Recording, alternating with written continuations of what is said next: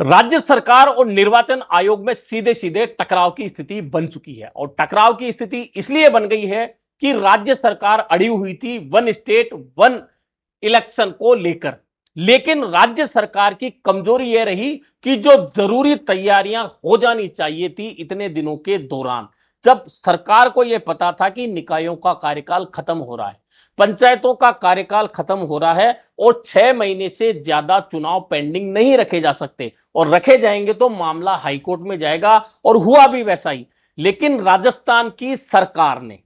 कोई भी तैयारी नहीं की, ना तो परिसीमन किया, ना पुनर्गठन किया और ना ओबीसी का जो वर्गीकरण होना था जिसके आधार पर वार्डों के अंदर आरक्षण होना है वह भी नहीं कर पाई राज्य सरकार। अब जब मामला हाईकोर्ट में चला गया तो हाईकोर्ट ने बहुत स्पष्ट रूप से कह दिया कि आप अनिश्चित काल के लिए अब चुनाव नहीं टाल सकते। इसके बाद में राज्य निर्वाचन आयुक्त मधुकर गुप्ता ने बहुत स्पष्ट तौर पे कह दिया कि जो वन स्टेट वन इलेक्शन की अवधारणा है वह व्यवहारिक रूप से सही नहीं है, और चूंकि हाई कोर्ट ने निर्देश दे दिए हैं तो हम बहुत जल्दी का मतलब ये कह रहे हैं कि 10 दिन में हम चुनाव प्रोग्राम घोषित कर देंगे। दूसरी ओर अब राज्य सरकार का कहना है कि दिसंबर से पहले हम चुनाव नहीं करा सकते, दिसंबर में चुनाव कराएंगे और इसके लिए हमें जो भी करना होगा वह करेंगे। तो जो भी करना होगा तो अब राज्य सरकार के हाथ में बहुत कुछ करने के लिए नहीं है। राज्य सरकार के हाथ में अगर कुछ है तो सिर्फ इतना है कि राज्य सरकार हाई कोर्ट के निर्णय के खिलाफ सुप्रीम कोर्ट में जाए और सुप्रीम कोर्ट सुनवाई के बाद में हाई कोर्ट के निर्णय को स्टे कर दे, तब तो राज्य सरकार दिसंबर तक चुनाव कराने के लिए जा सकती है। और अगर सुप्रीम कोर्ट हाई कोर्ट के निर्णय को स्टे नहीं करे और उस निर्देश को आगे भी सरकार को दे कि आप 6 महीने से ज्यादा चुनाव नहीं टाल सकते, क्योंकि सुप्रीम कोर्ट में पहले भी ऐसे जो मामले गए हैं उनमें सुप्रीम कोर्ट ने बहुत ज्यादा राहत नहीं दी। 10, 15, 20 दिन की राहत तो सरकारों को मिल सकती है, यानी कि राजस्थान सरकार अगर सुप्रीम कोर्ट में जाती है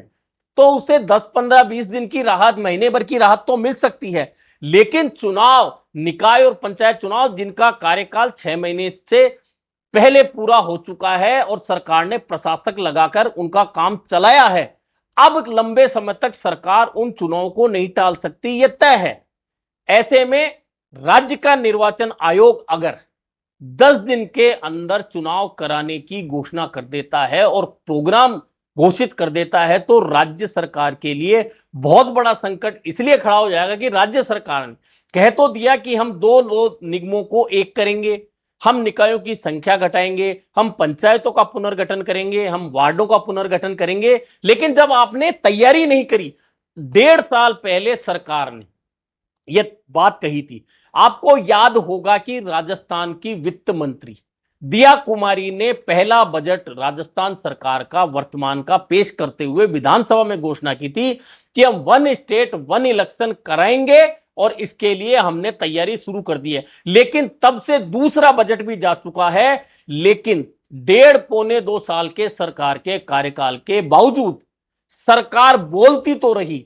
यूडीएच मिनिस्टर बोलते तो रहे, पंचायत मंत्री बोलते तो रहे, लेकिन कहीं भी पुनर्गठन का जो काम था वह पूरा नहीं कर पाए, और नहीं कर पाए तो उसके बहाने लगातार चुनावों को आगे खसकाया जाता रहा। और जयपुर, कोटा, जोधपुर जैसे नगर निगमों का कार्यकाल भी चूंकि नवंबर में समाप्त हो रहा है, ऐसे में वहां भी चुनाव कराया जाना जरूरी होगा। और बाकी जिन पंचायतों, ग्राम पंचायतों, जिला परिषदों का कार्यकाल खत्म हो चुका है,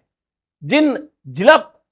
नगर परिषदों का काम खत्म हो चुका है, जिन नगर पालिकाओं का कार्यकाल खत्म हो चुका है, आखिरकार उनके चुनाव तो राज्य सरकार को कराने जरूरी होंगे। ऐसी स्थिति में राज्य सरकार अड़ी हुई है कि हम दिसंबर में चुनाव कराएंगे, और राज्य के यूडीएच मंत्री झापर सिंह खर्रा ने फिर बयान दिया है। उधर निर्वाचन आयुक्त कह चुके हैं कि हम 10 दिन में प्रोग्राम घोषित कर देंगे। ऐसे में राज्य सरकार या तो 10 दिन के अंदर सुप्रीम कोर्ट जाकर हाई कोर्ट के फैसले पर स्टे लेकर आए, तब राहत मिले, और अगर यह स्टे नहीं मिलता और चुनाव की घोषणा हो जाती है तो राज्य सरकार के लिए फजीती का एक बड़ा कारण भी बन सकता है।